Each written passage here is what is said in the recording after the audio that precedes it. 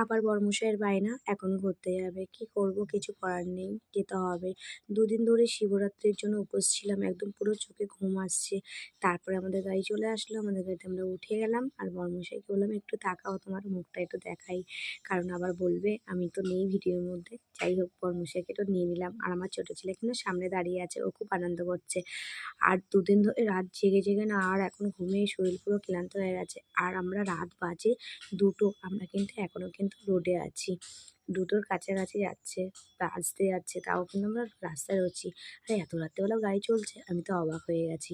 আর আমার অবস্থা দেখতেই পাচ্ছ, আমার ঘুমিয়ে আমার চোখের কি অবস্থা, ঘুমিয়ে আমি তাকাতে পারছি না। জাস্ট তেমন তেমন করে বেরিয়ে এসেছি। আমরা কোথায় যাচ্ছি এত রাত্রেবেলা, তোমাদের কিন্তু নেক্সট ভিডিওতে দেখানো হবে যে আমি কোথায় যাচ্ছি, তোমাদের সাথে শেয়ার করবোই। আর রোডটা দেখো, এত সুন্দর লাগছে না, লাইটে আমার এত ভালো লাগছে। রাতে তোমরা কারা কারা ঘুরতে পছন্দ করো সেটা কিন্তু জানাতে একদমই ভুলবে না। তো ভিডিওটা কেমন হবে জানিও। টাটা।